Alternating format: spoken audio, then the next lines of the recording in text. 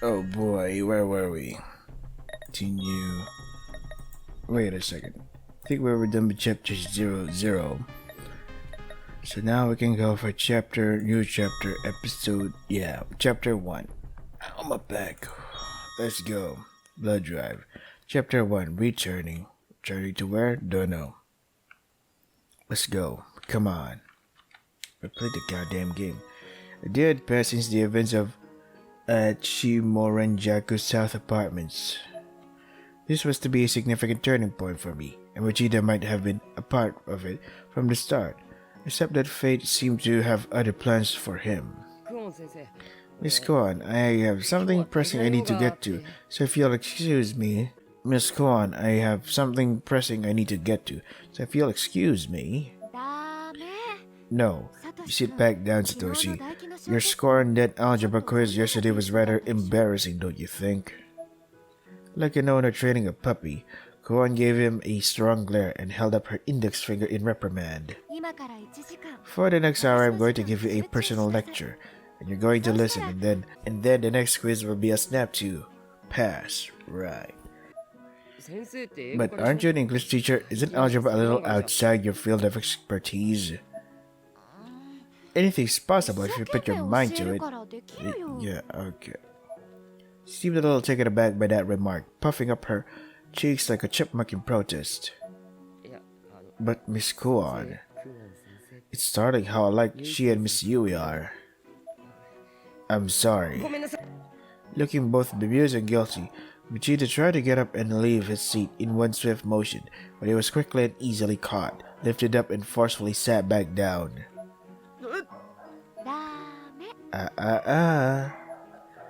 Miss Kwan was smiling. She was actually enjoying this. Who or what am I dealing with here? Miss Kwan was only the slightest bit taller than Machida.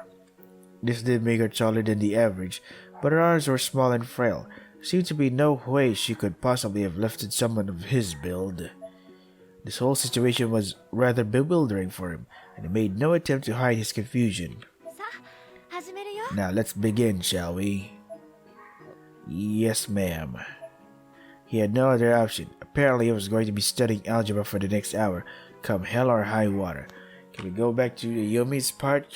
I don't like this at all. Meanwhile, at a local cafe near the school, Kishinoma and I were sitting down to speak with Aiko Niwa, the informant who'd led my friends to me the previous night. Oh, thank God, that's Ayumi. Are you alright? Does your stomach hurt? I responded with a dismissive gesture while continuing to rub my abdomen with my other hand. Ever since the previous night, I had this constant unbearable urge to pee. What the fuck? What the hell is wrong with me? I mean, I know I got really scared and I hyperventilated, but can that affect my body like this? Did it change something in me? My bladder feels like it's fit to burst.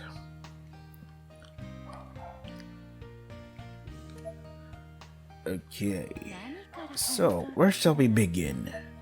Aiko tilted her head and stared at me, looking me up and down, seemingly judging my every mannerism, my every movement. It was making me feel really self-conscious. I covered my abdomen with both hands, as if guarding it from her gaze. Thank you very much for your help yesterday. Think nothing of it. I only regret that your friends couldn't get to you sooner. Kisaragi Academy is quite large, so it took some time to track down Kishinuma and the others. Kishinuma and I stared at one another, still unsure how to feel about this strange new addition to our entourage. Ayumi, Kishinuma, you two are survivors from Heavenly Host Elementary, are you not? How the hell did she know this? We'd pledged never to discuss Heavenly Host with anyone else, which we always assumed would be an easy promise to keep, but now casually and out of the blue, here we are. Why? How do you know about that? Well, you've been touched by the ever after when people come into contact with the beyond. The color of their auras change to something otherworldly, something I can see. Both Kishinoma and I were speechless. Just sat there staring at my palms, subconsciously trying to see my aura. I guess Aiko was smiling at us triumphantly. You said you were an intelligence agent, was it? For the supernatural, and you're a friend of Naho's? That's correct. I'm the one who tipped her off about Heavenly Host Elementary, in fact. Oh. The true source of the deaths and subsequent erasures that had turned our lives into a living nightmare was the Sachiko Ever After ritual posted on Naho's occult blog. Yeah. I'd been a fan of Naho's for quite some time, so when I saw that, I knew I had to try it out with my friends from Class 29, and as a result, half of those friends were now gone. Suppose you're aware that Naho was involved in supernatural investigations on behalf of one Mr. Kibiki, no? I am, and I know she hasn't been seen since posting information on Sachiko Ever After. Well, my business is of a similar nature. I gather data from spiritual hotspots and other supernatural locales, and sell that data to my clients for a fair profit. Not always money, mind you. Sometimes I'll do my dirty work in exchange for a particular spirit item that perks my interest. It all depends on whom I'm dealing with. It's entirely give and take. They want my information and I want their cash, or their artifacts. Physically, Aiko was a very attractive young lady, but personality-wise the jury was still out. Her words were calculated and emotionless, her true intentions a mystery. One could call me an information dealer, but I prefer intelligence agent, and Naho was a good customer. My info on Heavenly Host proved to be her last purchase, however.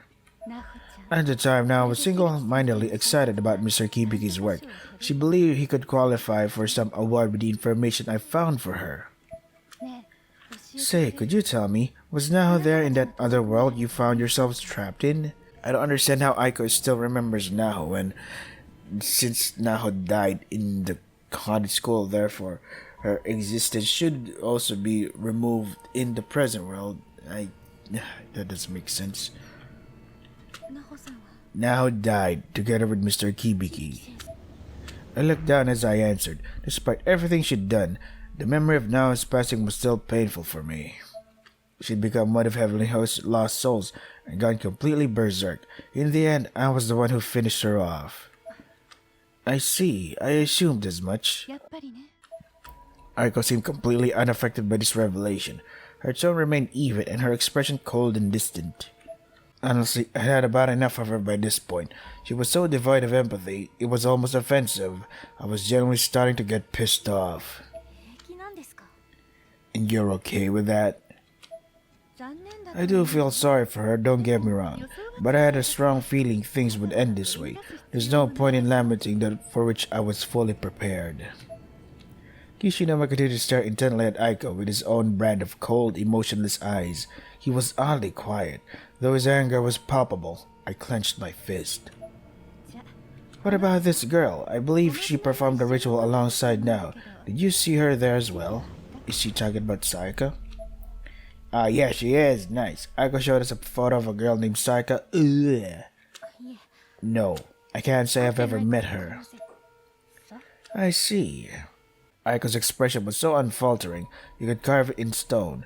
I couldn't take it anymore. I had to say something. If you're calling Naho your customer, I don't think you can really say you were her friend. My voice was breaking with rage, but even if that hadn't been the case, my face must have read like a book. This icy bitch may have had only one expression, but I sure didn't. Oh my, do you have something against that word? When I deal with my customers, I give them a guarantee of the utmost quality, and dedicate myself to their satisfaction. It's an unbreakable bond of trust, like one would have for a partner, and that's not always something you can say about friendship now, is it? That's... I had no idea what to say. Seemed like Aiko was used to this sort of thing. Her response felt carefully rehearsed, like a sales pitch. Finally, Kishinuma broke his silence. Hey, I do want to thank you for helping us save Shinozaki yesterday, really. But spreading dangerous information just to pay the bills? How the hell can you sleep at night? Information is just that. Information. It's harmless on its own. There's no good or bad. It's like a tool. It's up to the recipient how it's used. Anything can be harmful in the wrong hands after all. Why, that cup over there could be used to kill a man just as easily as any knife. Huh, she makes a good point. The hell it could. That's bullshit and you know it. Ayumi, do you agree? Aiko, I'm sorry, but I hate the way you think. I feel it's irresponsible. Her expression remained calm and collected overall, but her eyes blinked several times in rapid succession. It was the first outward sign of emotion we'd seen from her. Wait, what the hell? Why that lag? Hee, well now, seems I've come to be regarded as something of a villain here. Can't say this is new or unexpected, but it never ceases to be disheartening. Aiko quickly shrugged off her sudden outburst and was back to her usual icy self. It doesn't matter now anyway. We destroyed Heavenly Host. It's gone. Did you? An awkward tension filled the room, or at least our table. Let's get down to business then. There's a reason I sought you out. Something I wanted to discuss with you. Aiko produced a thick, hardbound file folder from the light blue bag she brought with her. She opened it to reveal several documents of a questionable nature. Among them are what looked to be a family tree, as well as numerous pages featuring black magic symbology, or images that look like tree branches. Black magic spell charts? And is that the Shinozaki family tree? You may find what I'm about to tell you a bit shocking. Aiko was looking directly into my eyes now. Her gaze was fixed, intense and unblinking. What Kishinuma said a moment ago is incorrect. What do you mean? Heavenly Host Elementary has not been destroyed. It still exists, even now. Take a look at this. What? Hey, look. Aiko placed a black and white photo on the table. It wasn't the clearest of pictures, but there was no doubt that the location it depicted was Heavenly Host Elementary. In the picture, a small girl could be seen standing in one of those all-too-familiar hallways, holding a hatchet in her right hand. It's Heavenly Host. Where did this come from? We have confirmation then. It's a thoughtograph. What? Thoughtograph I've taken. I didn't have the power to produce a clearer image, but this is the current state within Heavenly Host. I don't understand. What am I looking at? It's a photograph, Ayumi. I can't even describe what was going through my head at that moment. Felt like I was about to burst. Aiko, however, remained calm as ever while recounting her story. Let's start at the beginning. First, the red box from yesterday. After some time, I was able to open it, and I found these spirit items contained within. The box I'd found on Makina's futon. Inside it were apparently two stones resembling magarama, comma-shaped ceremonial objects from Japanese antiquity. Also included in the box were several more roughly hewn stones, as well as a lining along the edges consisting of crumpled pieces of thin white paper. Unfortunately, most of the box's contents were broken or damaged. This pair, however, was still fully intact. They looked almost like a demented version of yin and yang symbols, puzzle pieces that were clearly built to be slotted together. What a slot. Aiko now held one stone in each hand and was motioning them toward one another as if to drive that point home. Spirit items are, in the simplest terms, items which have been infused with the thoughts and feelings of the dead. Those who bear such objects will be visited by the spirits within them, or at the very least be forever privy to their memories and earthly laments. It's a wonderful thing. I may not quite look the part, but I'm actually quite an avid collector of spirit items. Kishinuma and I briefly locked eyes again. We shared the same look of bewilderment. Aiko's personality was much more twisted than either of us had initially perceived it to be. I tried to get a fix on this little girl's thoughts, and in doing so, I heard a vengeful cry and saw an image of a girl with braided hair in an abandoned school building. My curiosity having been piqued, I took out this camera. At this, she produced an old instant camera and placed it on the table in front of us. I tried to take a photo of the image in my mind. The result is that shot. This particular spirit item only allows me to produce images from the exact moment in time when the picture was taken. The past and future alike are beyond its reach. What kind of stupid... Yeah, whatever. I examined the photograph in greater detail, and a chill ran down my spine. There was absolutely no denying what it depicted. No. I was actually shaking. Without Sachiko Shinozaki, the school should have collapsed. It should have ceased to exist as soon as we escaped. I believe the collapse has halted, perhaps right on the brink even, maybe because of the person to whom that voice I heard belongs. Aiko motioned toward the photo in my hand. It could even be the girl in that picture. I wonder who she is. The answer was beginning to dawn on me. A sudden cold sensation exploded through my body and I shuddered, as if trying to shake off the encroaching realization. God damn, you really think that hellhole is still around? Hishinoma leaned forward. The conversation was clearly beginning to engage him a lot more than it had been. Heavenly Host Elementary, or rather the dimensional space that took on the form of Heavenly Host Elementary, fascinated me from the moment I introduced it to Naho. I began to research it independently and learned that its true identity is, well, something like a new nirvana, a netherworld or hereafter, an otherworldly plane of death. Though ordinarily, one tends to think of there being only this world and the next. A new nirvana? That's correct. You know about Yoshie Shinozaki, do you not? Yeah.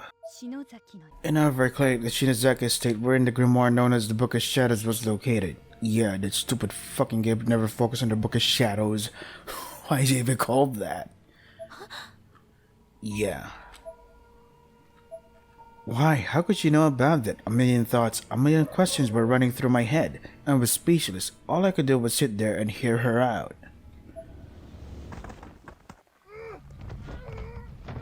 What the hell? Is Seiju being choked by Yoshie?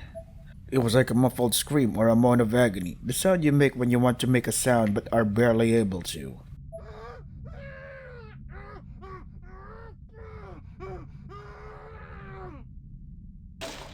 That one was a little more forceful, accompanied by thrashing. It caused the nearby table light to fall over and roll along the ground. Please, dear, come now. You need to stay calm. This was Yoshie Shinozaki's clinic, and Yoshie herself was on top of her husband, holding him down with both of her hands. She continued her Shinto purification chant. To prevent Seiji from biting off his own tongue, he had been gagged with a towel. Needless to say, he wasn't looking particularly well. What an understatement. Not far from where this was occurring, Sachiko stood aghast. Oh, I thought he said against. Trembling as she watched the proceedings with hesitant sidelong glances. Izanagi no Okami, who visits the underworld and beholds our foul spirits, guide us to the cleansing waters of the Tachibana on the Odo no Ahagihara shores in the land of Tsukushi. I have no idea what she's saying, but sure, whatever. Oh god, my dick is being crushed. Your knee! Get your knee off my dick! Seiji, still collapsed on the floor, was clearly suffering. His body was bent in a most unnatural shape, and he was fervently clawing at his neck. I beseech thee, in the name of the divine virtues of the gods gathered here, to wash away the sins we've committed and the impurities that dwell within our minds and bodies. Sachiko's father screamed through his gag, foam beginning to froth out from his edges. He was going into cyanosis? Ghostly images of Shinozaki women from ages past smiled down upon the event from the ceiling, laughing and mocking his suffering. Worse still, some of the women had traditionally blackened teeth, giving their smiles an unintentionally sinister edge. The atmosphere within the room was heavy, as if spirits occupied every empty corner, dancing and flitting about freely and joyously. Seiji's body sharply bent and began convulsing. Come into this world, multitudinous. What? Multitudinous? Okami of Hareido? Dear, stay with me, dear. Miyoya no Mitsama, I beg of you, please do not take him. Her great-grandmother Sarah, the head of the Shinozaki family, was among the black-teeth women, laughing joyously at Seiji's suffering. What a dick. Daddy, daddy. So, yeah. His voice began to weaken, his convulsions began to lose strength. Finally, the last spark of life had left his body. His eyes rolled back into his head and all movement ceased. Daddy, why aren't you breathing? Oh, she's dead. Because he's dead. Sachiko looked up, eyes glazed over with tears.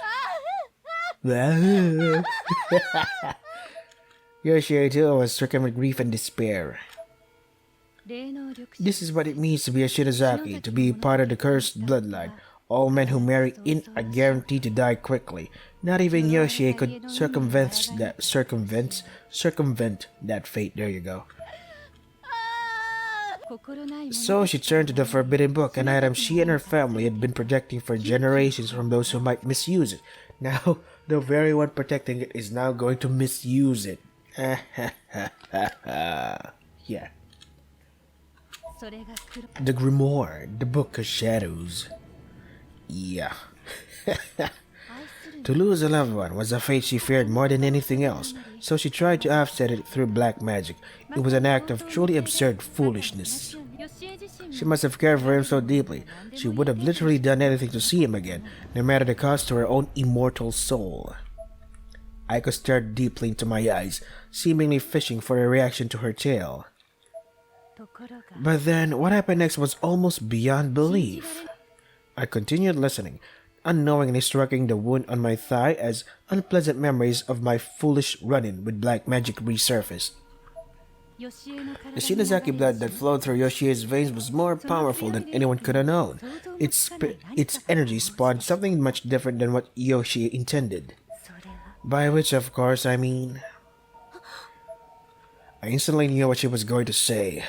So wait, what? So basically the Heavenly Host started from Yoshie Shinozaki, which was what year again? The year of, I don't know, ancient time, whatever. I don't get it. From the book, she created a new Nirvana. There, one could coexist with the dead for all eternity. It was a new dimension cut from the netherworld itself, forcibly born onto the world of the living. Yoshie must have lost half her sanity right there. She tried to leave her only child, Sachiko, in the real world, while leaving her husband's soul in the new Nirvana. But the husband was never mentioned in the previous games. I mean, I think there was a mention that the man in the Shinozaki bloodline was useless or something. But whatever, fine, whatever. The land of corpses. We're almost there to saying corpse party. However, this Nirvana had a mind of its own. Yoshie couldn't possibly control it, Shinozaki or no. I knew that all too well. Just like Yoshie, I experienced my own tragic failure with black magic at the Shinozaki clinic. Black magic has its own blowback of sorts. Her husband's soul was split apart and scattered in all directions, and Yoshie's life too was on the verge of being snuffed out. She knew she'd made a mistake, she deeply regretted it, and as she took what she could have only assumed to be her dying breath, her sole daughter, Sachiko, in possession of a nearly limitless spiritual potential, absorbed the entirety of this new Nirvana into her body? Okay. So dumb. Sure. The poor girl collapsed to the floor, violently thrashing about as the weight of an entire dimension crushed her from the inside. But wait. But Sachiko's still alive then, right? How could they have done this black magic ritual thingy if they're all both dead? I don't get it. This action had saved her mother's life certainly, but death would have surely been preferable. Picking herself up, Yoshie rushed to her daughter's side in tears. Let's go. Sachi, why? Mummy, don't die, Mummy. So that's Sachiko. Where's the other Sachi? There is a Sachiko, there's a Sachi. They're twins, right? But parent and child were bawling, pain mixing with relief, mixing with pain again. The little girl buried her face into Yoshie's bosom. What? And just cried and cried? So she hugged her mother's ass while she was crying? Yoshie grabs her tightly in both arms, tears streaming down her face uncontrollably.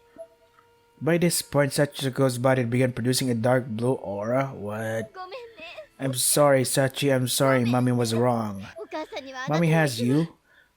So from now on, Mommy will never leave you. She'll never even think of leaving you again. Then what? As you know, Sachiko is a direct descendant of the Shinozaki line, a thoroughbred. This means her power is greater than Yoshie's. It had to be. Of course, for For her to house an entire dimension within her body. What the fuck? Aiko took a big, noisy sip from her coffee mug.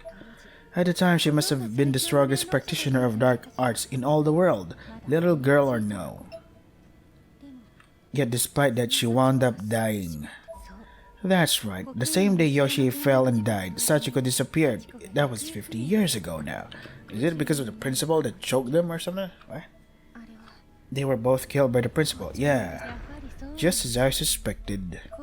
The principal's hated ex are to blame then, for resurrecting the new Nirvana within Sachiko, creating the closed spaces we now know as Heavenly Host Elementary? Aha. So let me get this straight. Before the Heavenly Host dimension was created, Yoshie used the Book of Shadows to somehow create a new Nirvana, a new dimension, the Heavenly Host Elementary School, and Yoshie regretted that, and somehow it got put inside Sachiko for some reason, and then they were all okay, they were alive after that. They were like, okay, so let's forget about that, let's go back to our lives. And then somehow the next day or some other day in the near future, the principal was somehow, I'm gonna kill you, oh no, don't, you're gonna do something really bad to me, yada yada. After the principal killed Yoshie and Sachiko was also choked to death, that's when the dimension suddenly came to existence, even though I think, right? Oh god, this is too complicated. Or maybe the explanation was just too poorly delivered. It's probably because the school was the site of Sachiko's violent demise that her nirvana took on its form. Yet even then, with Sachiko reborn as a spirit in that realm, she was still all-powerful, seemingly continuing to exert complete control over it. I guess that's why she was able to manifest so many different horrible things in there. This was all starting to make a sick sort of sense. The pieces were falling into place in painting an absolutely awful picture. I shuddered to myself as I considered it. When you escape, you remove Sachiko from the equation, but the Nirvana remained and is going berserk once more. It should have disappeared. This world would be better off without it. This entire conversation was a roller coaster of emotions for me. At this point, I was just angry. Angry at everyone involved in this whole ordeal, myself included. Now then, if I may, I'd like to discuss something a bit outlandish with you. Okay. Would you like to see your dead friends again? That certainly got our attention. We both perked up heads up immediately. Spirits that have died in the Nirvana are said to roam its grounds, trapped and unable to find rest. As such, your friend's soul may still exist on that plane. There are actually a number of useful magics listed in the Book of Shadows. Aside from the spell Yoshi used to create the new Nirvana, there's also a spell of revival. Nakashima and I knew about that one all too well. Yeah. Forcefully returning a life to this plane is of course dreadfully taboo, as it's considered an affront to the will of God by virtually all religious organizations. Hishinuma seemed a bit more confused than he probably should have been, though I suspect the look on my face may have had something to do with that. I performed that spell the very one Aiko was describing. It took hours, failed miserably, and killed my sister. All at once. The guilt returned. I lowered my head solemnly. Aiko grinned at me, and I had the sinking suspicion it was because she somehow knew that I was thinking, though I couldn't be sure, and I certainly didn't know how she would. Still, who cares about bullshit like that, right? You can be blasphemous. You can break every commandment. Bring it on. You'll do whatever it takes to resurrect your dead friends, no? All you have to do is find that book and cast that spell once more within Heavenly Host Elementary. Your chances of success would be much, much higher there, don't you think? Hold on, do you have any idea what you're saying? What happens if things get even worse? I didn't exactly mean to interrupt Kishinuma, but quite honestly, I didn't even realize he was talking. I was too focused on what Aiko had just said. You know about it, don't you? Our failed attempt at Yoshie's place, me and Nakashima. How the hell should she know that? Aiko tilted her head at me, the very same wry smile creeping across her face. She got from cold and emotionless to knowing and expressive in a mere instant. I don't think we really believed what was happening to us. It was like a dream. What we saw was impossible. What we experienced was impossible. I thought I was going insane.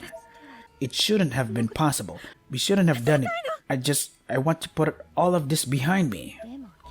But it was real. Aiko pointed to the scar on my neck, then went one step further and lightly brushed it with her hand. I could feel that touch deep within my soul. I suddenly found myself swallowing my next breath, practically choking on thin air. What a weakling. See, you came in contact with something ordinary people could never imagine. Do you really think you just turn tail and run from that now? I looked down again, trying my best to avoid Aiko's gaze. Do you really think I can do it?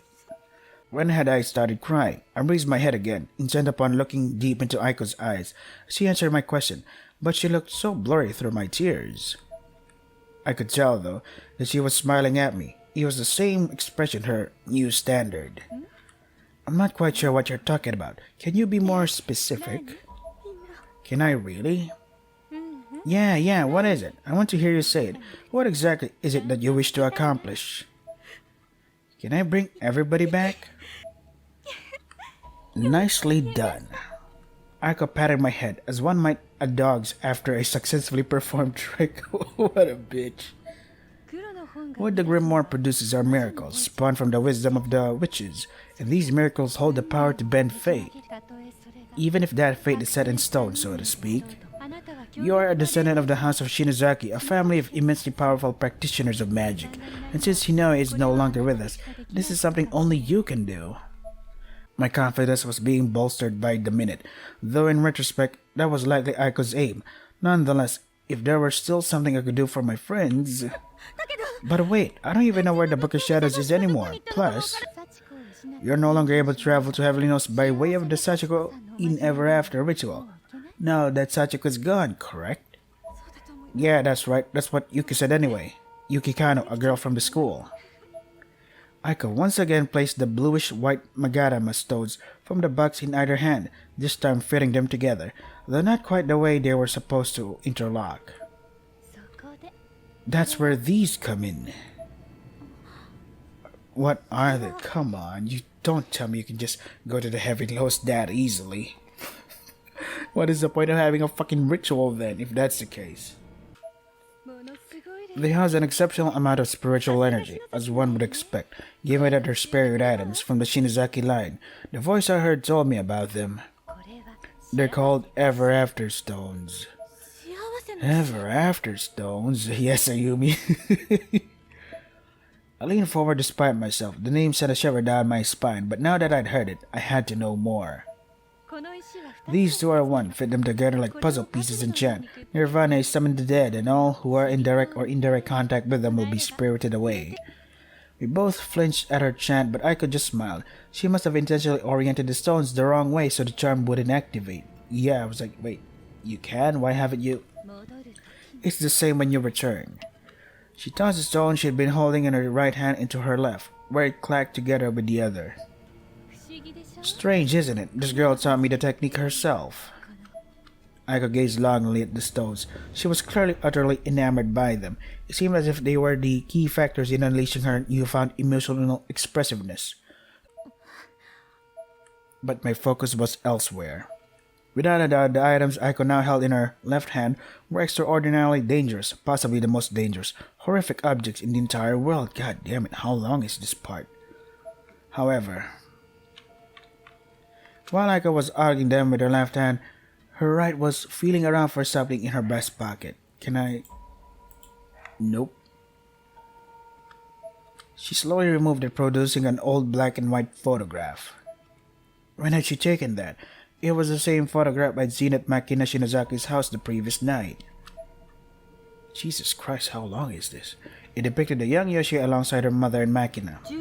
When Yoshie was in her teens, she adored her aunt Makina, and would often go over to her place for a visit. The Shinozaki family were world famous for their spiritual abilities, and this was when it all started. The surviving elder of the Yagora Society, what the fuck is that now, felt it was too dangerous to leave these items with the Martubas, so we came here intending to steal the Book of Shadows away from them. But he felt it would be even more dangerous for the book and stones to remain together. So while he gave the book to Yoshie for safekeeping, he gave the stones to Makina.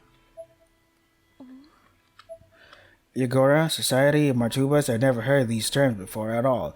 And then there was that damn Book of Shadows again. Why did that have to keep coming up? You removed Sachiko Shinozaki from that school, and in doing so, you created a perfect storm of opportunity.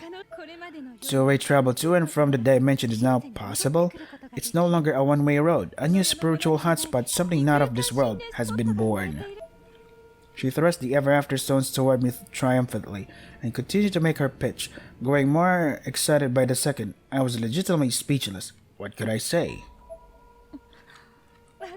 Don't you see? That place is a gold mine.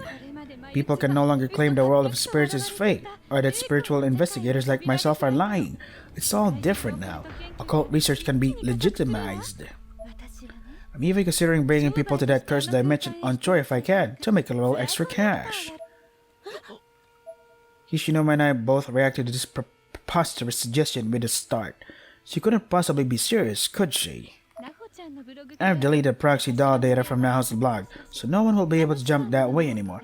Only I possess the means to enter that place now, hehe. What could she possibly have been thinking? I wanted to stop her at once. I wanted to take those stones and break them right there on the spot before anyone else got hurt. But when I began conducting these tours, however, I want to make customer safety my top priority. And you seek your friend's spirits, do you not?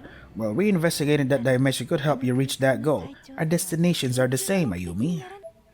Aiko leaned in as she spoke. Her breath, scented with the sugary sweetness of the extravagant desserts we'd been eating, tickled my nose. So what do you say? Let's go back to Heavenly House Elementary together. One more time, shall we? I really wanted to conduct tours using the paper dolls, but missed my chance now, though. I have these lovely stones. I feel this must be fate and I can make a business of it. Aiko seemed like she was on top of the world, but that just made me all the more disgusted with her. So how about it? On the other hand, she was offering me a chance to save our lost friends, and however remote that chance may have been, it stacked the odds frustratingly in her favor. I still couldn't just say yes, but also couldn't say no. Honestly, I resented Aiko for putting me in this position. I glared at her for a moment before I said anything. I can't answer that right now. Give me some time to think it over. I'd almost forgotten Kishinuma was there. Is he that forgettable? Sudden waves of guilt washed over me. He had an absolutely incredulous look on his face. I couldn't bear to see it, so I looked away. We don't know where the Book of Shadows is anyway. Plus, how do we know those stones can actually do what you say they can? There's no way you could have already tried it, right? Aiko smiled. No, she didn't. She oriented the two stones so they'd form a perfect yin-yang symbol, then slotted them together once again. Immediately, the stones began glowing with a bluish-white hue, and a stream of energy started to form around her. You gotta be kidding me. Aiko continued smiling and looked directly into my eyes. No need to decide now. Think it over. Yes, it's true. The full range of these stones' power has yet to be tested, so their true danger is as of yet undetermined. She slowly separated the two stones as she said this, and the energy surrounding her dissipated. But they're from the home of Makina Shinozaki, a prominent branch on the Shinozaki tree. The authenticity and the credibility of my intelligence is hard to dispute. So many dots, have you noticed? Like,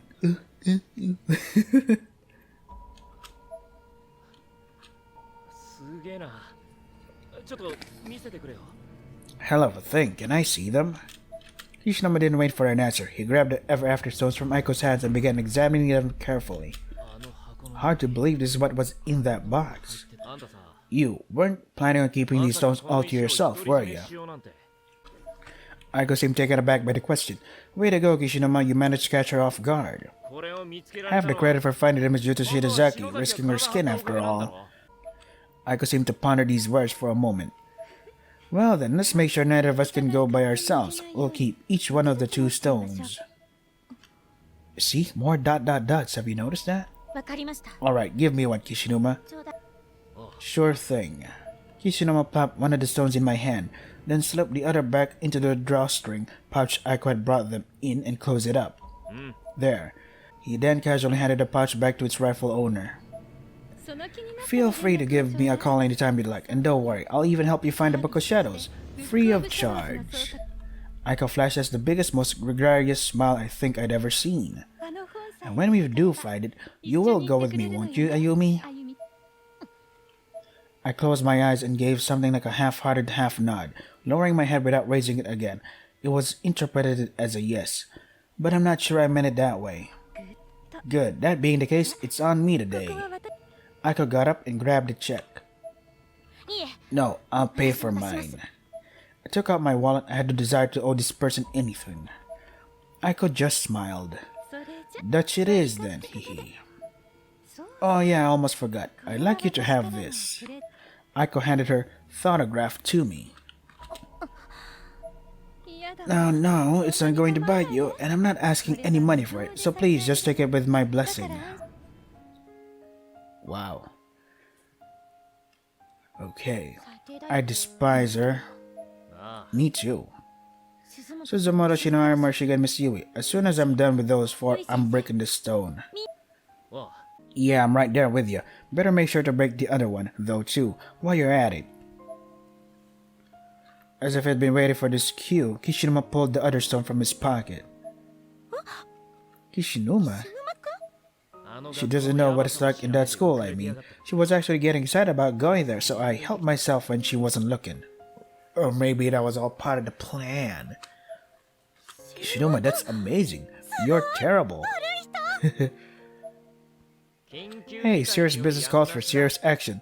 Though, Shinozaki, I don't know how to say this exactly, but about the whole resurrection thing. The whole situation with Suzumoto and the others should probably just be left alone, don't you think? You've gone through so much already, and have come really close to dying, and I don't think any of them, not Suzumoto, Miss Yui, Shinohara, or Morishige, would want that. Of course they want to live, but that might not be true. Damn it, Shinozaki, just stop. Do you know how much Satoshi and Nakashima have been worrying about you? I'm sorry. But Kishinuma, please, you have to understand. I just need a little more. I need you to humor me for just a little bit longer, okay? Please, just let me do this. Alrighty then. Fine, but listen, you're not doing it alone. I'm going to keep one of the stones. Okay. Duh, so adorable, look at that. It'll be alright, you know. I turned my gaze up to meet Kishinuma's. My eyes must have looked like saucers, windows into a mind full of worries, ideas, and fears spurred by this unexpected turn of events. If anything happens, don't hesitate to call me, okay? I'm here for you, and I don't want you blindly rushing into dangerous situations like you did yesterday. I may not be able to offer much, but I'm confident I can at least protect you from harm. Kishinuma patted me on the head reassuringly, and as he said this, I had no idea how to react. I felt warm and safe, but also a little annoyed, much like a younger sister being simultaneously comforted and scolded by her big brother. All I could say in response was, okay. Cute. Adorable. I could feel my eyes still bulging from my head, open as far as my eyelids would allow. I imagined how I must have appeared to Kishinuma, and was momentarily embarrassed. Come on now, let's get you home. Okay. Can I save now, though? Oh, wait. There's a save point here. Wait, why is it lagging? Sup? He's late. Seriously, what is he thinking? The boy needs a boot to the head, I swear. Jesus. I don't need anything right now. What the hell? Why is it lagging? Where is the save point here? Ready to head home? Not just yet. Alright, just let me know when you're good to go. Jesus Christ, I'm playing overtime here. Could've sworn I just something moved under the trash can. Must have been emptied out recently. And it's completely clean inside the smells of any of the plastic bag. There's something here. I can't go through here. Can I go up? Where is the save point? Can't go down. Oh, poor Ayumi. Exhausted already. She was just running for a short moment and like, I can't take this anymore. Is this a house? Is the owner of this house happy? Obviously they're experiencing the daily joys of hardships of life like everyone else, but do they really answer what it all means? The fuck? Okay, so I guess this is the limit. Oh, I can just go through that. The sign of the door reads closed for the day, though this building was actually been vacant for years. It used to be a photo studio, I think. Right. There's a human arm poking out through the hole in one of the garbage bags. Though on closer inspection it's from a mannequin. Scary. Alright. Oh god, why is it lagging? Holy shit. Ready to head home? Okay. Please give me a save. Come on then, let's go.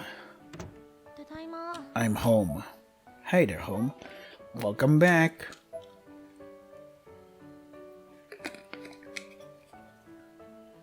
You're just now removing your shoes even though you're already inside the fucking whatever. Years of it, another bizarre death has just come in. This time, a Mr. Okabe who was discovered within the city at this location having suffered a broken spine. A Tokyo map was displayed on the television screen, marked with 2 red dots. The marquee at the bottom provided a headline. Sudden and violent deaths remain unexplained. Jesus Christ, I woke up early for this because I was afraid there was no way I could just save that early. Dinner will still be a while yet. Maybe you should take your bath first, Ayumi. Okay. When can I save? Without thinking, I left the socks I just removed from my feet on the living room floor and began walking toward the bathroom. That's so rude. Hey, socks! Yeah. That's it? Right. This was a bad habit of mine, so ingrained within me that it had almost become ritual. Mom did well to have caught it so quickly. I grabbed my socks and left the room. Can I save first though? Can I really bring them all back? If I use the Book of Shadows inside Heavenly Host this time, it might just work. I set my bag down in my room, quickly and automatically grabbed my sweatpants and spats, and made a beeline for the bathroom. Can I save first though? When I got there, I threw my socks into the hamper with purpose, then began peeling off my school uniform. As I observed myself in the mirror, I began to murmur.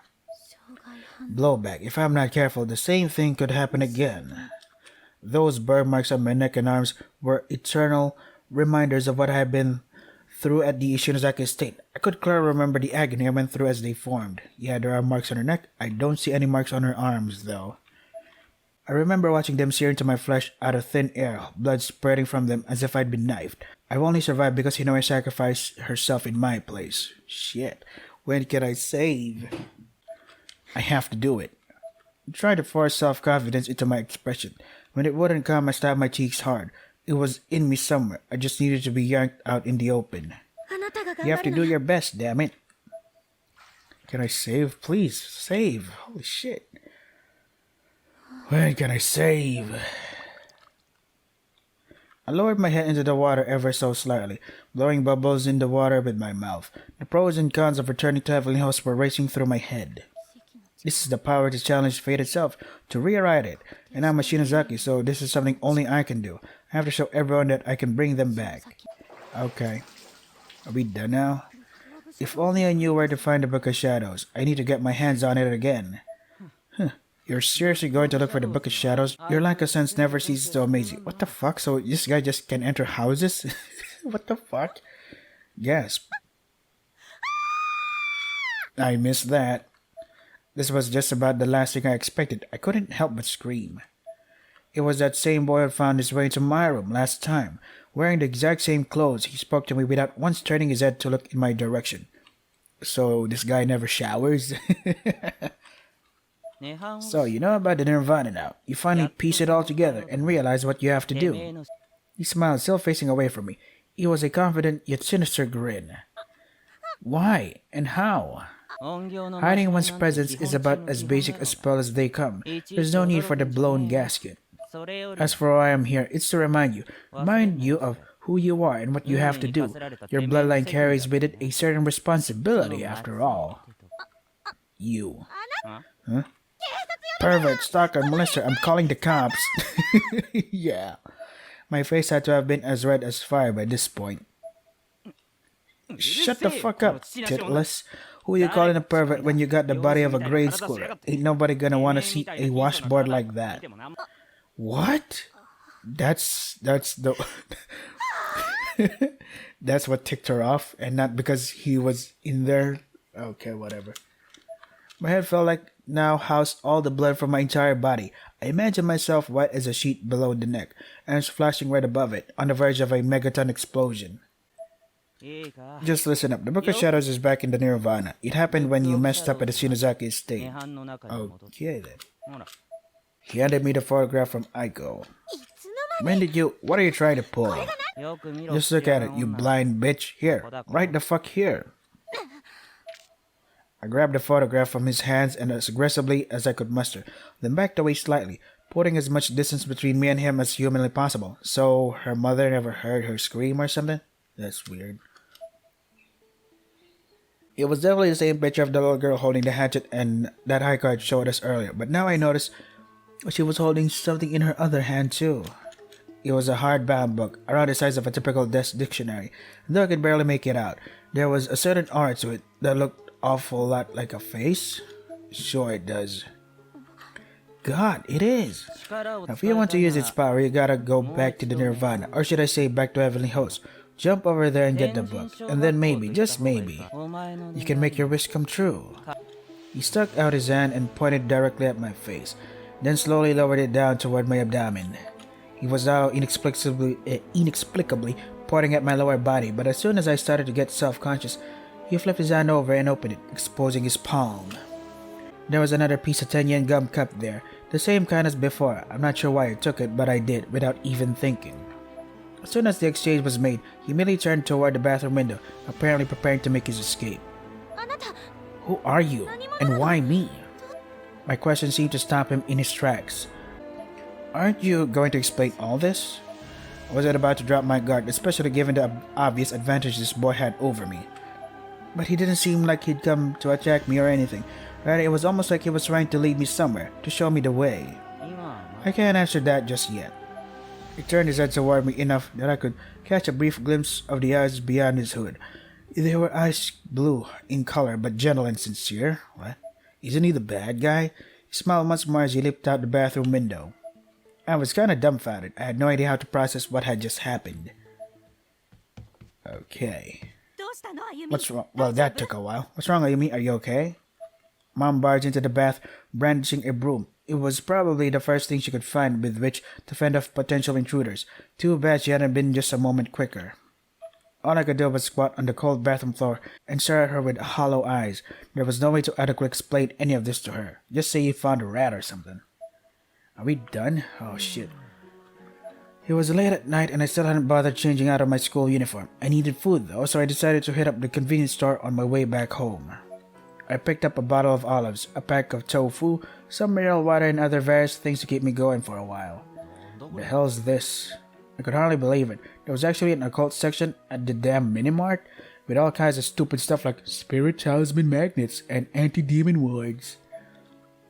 I grabbed one off the shelf at random and looked at the company logo on the backside. PL Promotions Co. Inc. For these last 2 months since we got him back from Heavenly Host, it seemed like there was a real spiritual boom going on all over the world. Whenever there be a strange death or something, the public will be all over it, downright excited about the possibility that it might be supernatural in nature. It was all over TV shows and magazines too, with independent researchers checking out spiritual hotspots and giving fancy new age advice to people, just to boost ratings or sales. And now this, exorcism merchandise, next to pre-packaged cupcakes and ready-made dinners, holy shit. Get your talismans at the corner store now, huh? Not so long ago I'd made fun of all this crap, guess it's not such a laughing matter anymore though. Never thought I'd see the day when I'd pick up one of these things and wonder if it actually works. The item I was examining happened to be one of the spirit talisman magnets, seemingly the last one in stock. An old lady suddenly reached around me from behind and yanked it right out of my hands. What? She glowered at me for a moment before taking her prize over to the register, and I just stood there staring blankly at her as she walked away. the hell? Thank you very much. That. Ajishiki walk away to the east. Wait, what happened here? It's a withered bouquet of flowers. Oh yeah, I heard there was a serial killer who'd recently done in a middle school girl around here. These were probably left in memory of her or something. It's really messed up. Why can I not save? This is so dumb. Why can I not save? No save, no quick save. This is so annoying. Oopsie. Well. Oh no. Scary. Phew, just a cat. Don't feel like an idiot now. It's like, I just want to go home, I think. Right, okay. Someone threw their burnable trash from home in here again. I must have been emptied out recently, as it's completely clean inside and smells only of the plastic bag. So we go to the east. Walk all the way to the east. But now why are we walking to the west? Kishinuma, what? Why is she? Oh, whatever. Shinozaki, what are you doing here this late? I thought you went home. I did. Sorry to accost you like this. You just get off work? Yeah, I had the late shift today. Wait, don't tell me you've been waiting here for me this whole time, have you? Man, I'm really sorry. No, it's fine. It was actually a really chilly night. I could see Shinozaki's breath dissipating around her chin in short, frequent bursts. It's not fine at all. You're shivering. You can come in if you want. I'll get you some hot tea or something. Thanks. God, we're still not done. Holy shit. And we still haven't found a fucking save point. Why is the convenience of a fucking save point so fucking hard for this fucking franchise? Even the first game had it right. There was like a quick save option. It's just... Now, even Book of Shadows, another one game that got it right. You can save whenever we need, so in different choices. And then, after that, Sachiko Birthday Bash, you can save whenever you want. Now we have fucking Blood Draft, which takes a million steps back instead of improving the fucking experience for the players. My room was on the second floor of the apartment building. I had been expecting guests, but I had just tidied up for my own sake a little while back, so it was fairly presentable. Shirozaki immediately sat down on my bed and began sipping the tea I'd made for her. She was holding it in both hands, probably less for politeness and more just to warm them up. This is really good. Are there tears on her face? Isn't it? It's from my sister. She sends it to me all the time. Says it's made from really good leaves. The sound of a large truck driving by seemed to catch her off guard. She was clearly a bit jittery, unsurprising, all things considered. They do construction at this hour? Yeah, when it gets close to the end of the year, they do all kinds of pointless work out there. It's like this every night. I've been sleeping like crap because of it. That sounds really annoying. Time passes by at a snail's pace. Shizaki continues to sip her tea, never once removing either hand from the warm cup. She definitely had something on her mind. Something had happened. It was written all over her face. Are you fighting with your parents or something? Oh, don't worry. They know I'm here. They do? Yeah. Shizaki was in my room. I dreamt about this before, but never thought it would actually happen. Okay, but... Well... I just kinda want to know, like, what you're doing here this late. Did something happen? You could say that. Seriously? You want to go back to Evelyn House right now? I was half acting, as admittedly, this wasn't entirely unexpected. Shizaki may be a lot of things, but unpredictable is not among them. Please? Wait, we haven't even taken dinner or have rested yet? You really want to do this right now? Just saying. So you came here to get this stone from me. I took out the Ever After stone I'd stolen from Maiko. Come on, Shinozaki, think about it. Yeah, the stones got all glowy, so they probably can send you over. But what do you actually hope to accomplish once you get there? What if you get stuck again and can't get out? You'll die. And if you die over there, your existence will be erased over here. You'll be gone. But not now, though, for some reason. Or Kibiki. Tried to be as strong and commanding as I could possibly muster. I needed her to realize what a bad idea this was. I don't care if I'm erased. I just want to save our friends. Save them? Well, yeah, I really want to save this game too, holy shit. The Grimoire, the Book of Shadows, I know where it is. That book you were talking about earlier? Yeah, here, look. She had that photograph thing from Aiko with her. It was pointing to the little girl's left arm. It's been staring at us in the face this whole time. Look, in her hand, that is the Book of Shadows. I didn't have to look very hard to see it, but...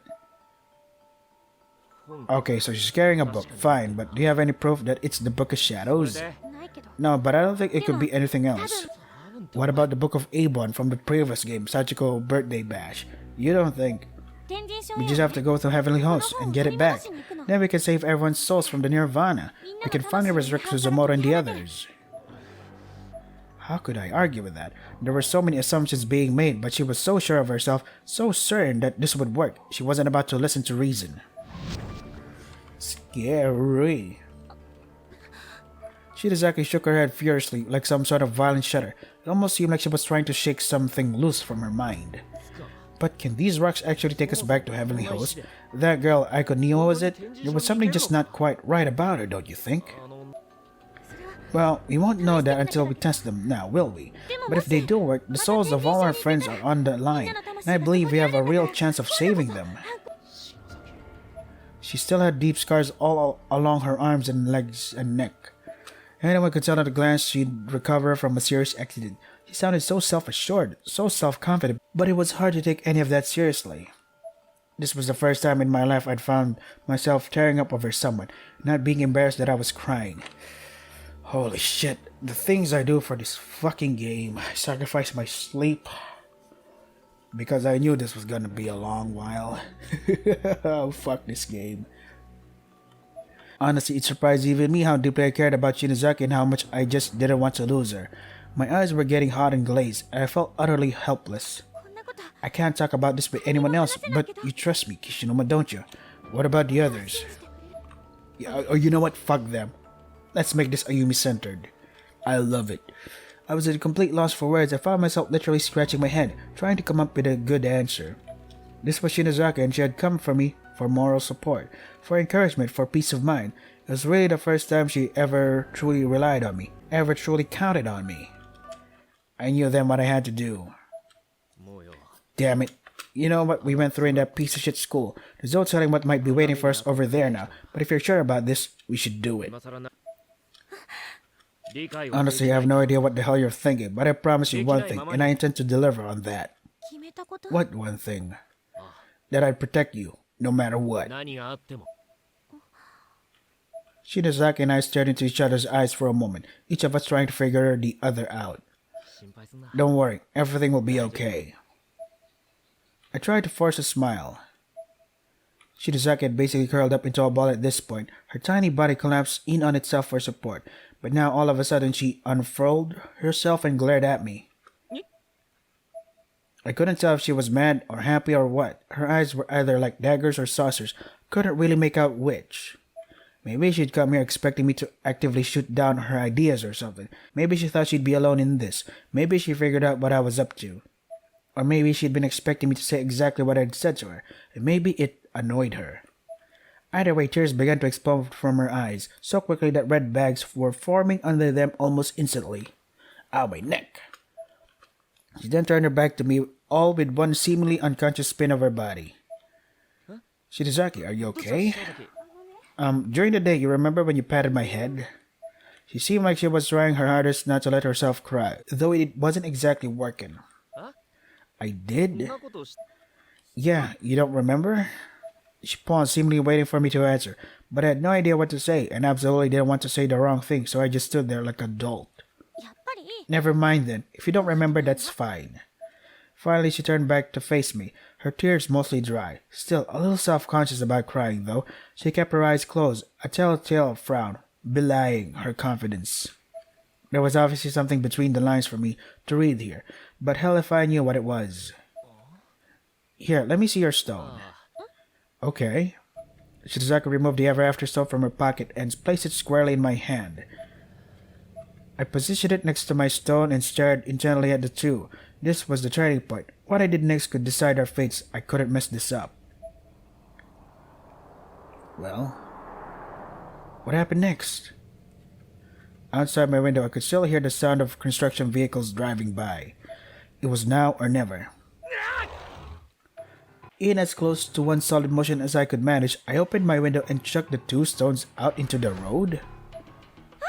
What are you doing, dude? Hey!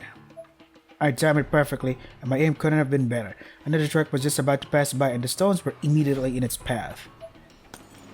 The sound I heard next was a satisfying crunch. It was the sound of delicate glass-like rocks breaking into tiny pieces. Shinozaki had rushed over to the window and directly witnessed the fate of the ever-after stones. As soon as the truck drove over them, she collapsed to her knees. What have you done, dude? Like I said, I'll protect you no matter what I have to. I couldn't even finish my sentence before Shinozaki's palm slammed my face with incredible force. The loud smack of flesh on flesh echoed throughout the room. The side of my face was immediately in pain. I began rubbing it with my hand as I looked into Shinozaki's eyes.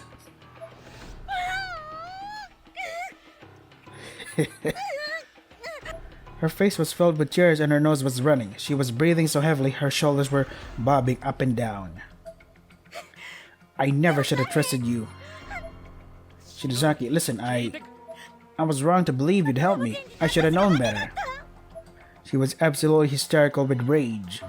You think I would just stand by and let you go back there? Back there? It was my turn to fire back now. I was certain I'd done the right thing. How do you even know for sure the book is there? And how did you intend to get it back from that girl once you got there? Going over there without a plan would be certain death. I hate you. You're an ass, a delinquent, a worthless piece of shit. Oh shit.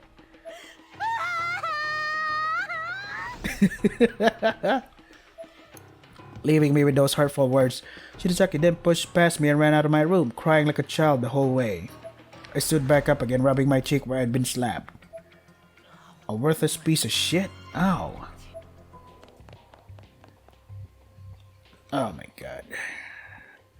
Please, please, God, where are they, Whimper? Right. Uh-huh. Ooh, here you are. Found them. Is it still working? They're okay, but they were run over by a truck. Why would that matter? Those aren't just any old stones. Ah, this guy again. You. Yeah, that guy again. Where is he? There you are. Stop lagging. The method is in your grasp now, wrested from the opposition. Now it's time to indulge in what you've won, to push forward, and to put that method to the test. You can make the jump now. There's so much more than those filthy peasants. You can surpass them. You can interject your own will into the fabric of this world. Are you on my side then? Shinozaki. Ah, there you are.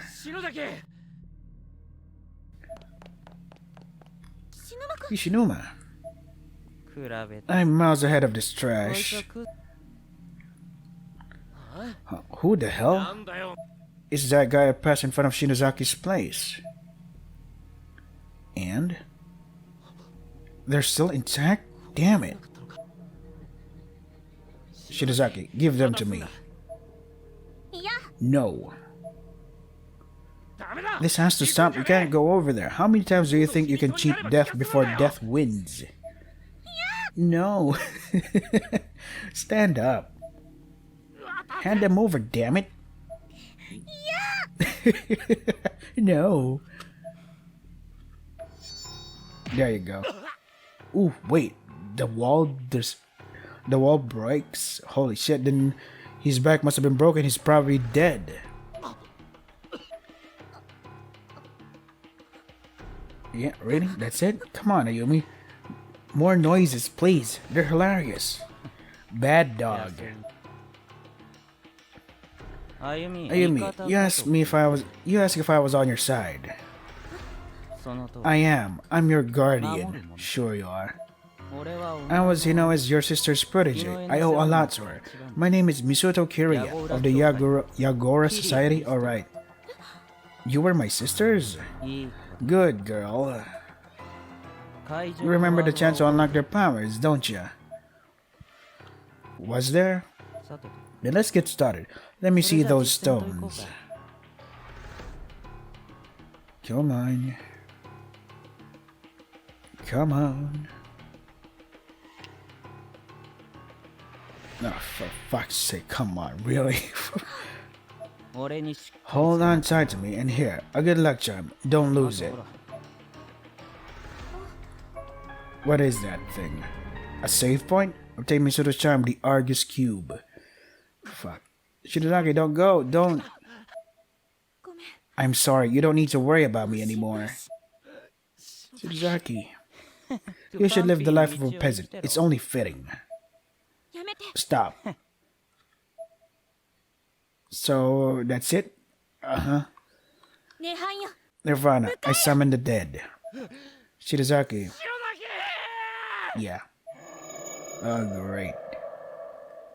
Shit. This is so complicated to play because I woke up so early for this because I knew there wasn't gonna be a fucking save point. It's not gonna be easy saving this fucking game. This can't be happening. Shirazaki. Damn it, why? God damn it. There you are. She flopped like a fucking rag doll. Here we go. Where am I? This is it, I think. This stench, this heaviness. It is a thing. Yeah. Well, 天神書だ it's Heavenly Host. あれ Misuto, where are ya? There is no Misuto. The Ever After Stones, where are they? They're not there. They're gone. Yeah, I knew it. どうしよ What do I do now? Misuto must still have them. うそんな But without them, あの石が without those stones, I can't get back. Misuto, I'm all alone in the school again. Lol. You chose this, Ayumi? God. No, I can't start panicking. He's here somewhere. I'll find him. This is just how it happened last time, too. Cool. Wait, she's using her cell phone? Oh, scary. Nah. Oh, no. Phantom? Ah, scary, yeah. Oh, no. Shit, I'm so scared. What? Well, no signal. Die, kill, yada yada, like a pomegranate. Pomegranate? How do you pronounce that? Head so full of juice. Welcome. So cute, look at that. Going left and right.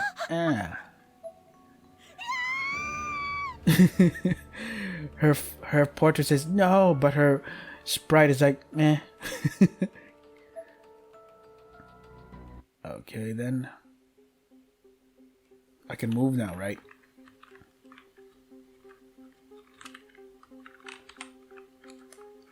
No, what? I can't.